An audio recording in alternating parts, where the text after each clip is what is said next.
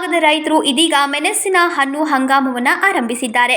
ಗಣೇಶೋತ್ಸವ ನಂತರ ಮಳೆಯ ಪ್ರಮಾಣ ಕಡಿಮೆಯಾಗಿದ್ದರಿಂದ ಮೆಣಸು ಕೃಷಿ ರೈತರಿಗೆ ಲಾಭದಾಯಕವಾಗಿದೆ. ಮೆಣಸು ಉತ್ಪಾದನೆ ರೈತರಿಗೆ ಉತ್ತಮ ಆರ್ಥಿಕ ಆದಾಯ ನೀಡುವಂತಾಗಿದೆ. ಇದರಿಂದಾಗಿ ರೈತರಲ್ಲಿ ಈ ಬೆಳೆಗೆ ವಿಶೇಷ ಆಸಕ್ತಿ ಮೂಡಿದೆ. ಮೆಣಸು ಚಿಲ್ಲರೆ ಬಜಾರಿಗೆ ತಲುಪಿದಾಗ ಅದರ ದರ ಬದಲಾಯಿಸುತ್ತದೆ. ಮೆಣಸು ಬೆಳೆಗೆ ಕಿತ್ತಾಗಲು ಹೆಚ್ಚು ವೆಚ್ಚದ ಅಗತ್ಯವಿದೆ. ಆದರೆ ಒಂದು ಸಲ ಬೆಳೆ ಹಾಕಿದ ಮೇಲೆ ಉತ್ತಮ ಲಾಭ ನೀಡುತ್ತೆ. ಹಾಗಾಗಿ ಹಲವು ಪ್ರಯೋಗಶೀಲ ರೈತರು ಮೆಣಸು ಬೆಳೆ ನೀಡಲು ಧೈರ್ಯದಿಂದ ಮುಂದೆ ಬಂದಿದ್ದಾರೆ.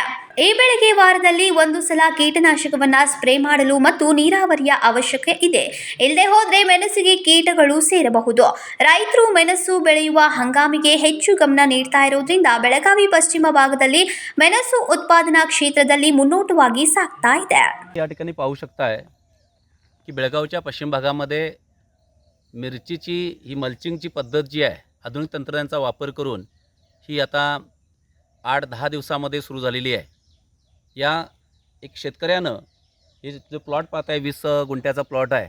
यामध्ये साधारणतः प्राथमिक स्वरूपाचा जो खर्च केलेला आहे ते 3 ट्रेलर शेणखत, 15,000चं रासायनिक खत, त्याचबरोबर मल्चिंगसाठी एक 10,000 रुपये आणि रोपं जी आहेत 55-31 या जातीची त्यांनी लावलेली आहेत ती एक 10,000 रुपये.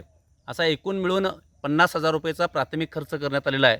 थोडं महागडं हे आर्थिक उत्पन्न देणारं पीक आहे, पण प्राथमिक स्वरूपाचा जो खर्च आहे तो अधिक आहे आणि त्यामुळे ही रोपं जी तुम्ही पाहताय मल्चिंग त्यामुळे याच्यामुळे तणनाशक जे कोणत्या रासायनिक जी खतं आहेत आणि शेणखतं याला जास्त लागतात आणि मल्चिंगमुळे इथं तण वगैरे येत नाही आणि त्यामुळं चांगल्या प्रकारचं एक उत्पादन घेण्यासाठी शेतकरी सातत्यानं मला वाटतं की या परिसरामध्ये हे पीक प्राधान्यानं बेळगावच्या पश्चिम भागाला घेतलं जातं.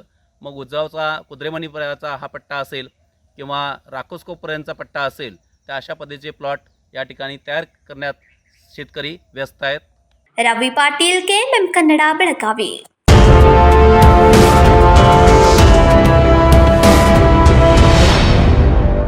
ನಮ್ಮ ಕನ್ಸ್ಟ್ರಕ್ಷನ್ ವರ್ಕರ್ಸ್ ಯಾರಿದ್ದಾರೆ, ಯಾರು ಎಲಿಜಿಬಲ್ ವರ್ಕರ್ಸ್ ಇದ್ದಾರೆ, ಅವ್ರ ಮಕ್ಕಳಿಗೆ ನಾವು ಏನು ಸ್ಕಾಲರ್ಶಿಪ್ ಅನ್ನು ಕೊಡ್ತಾ ಇದ್ವಿ. ಈ ವರ್ಷದಿಂದ scholarship it is link with Aadhaar link.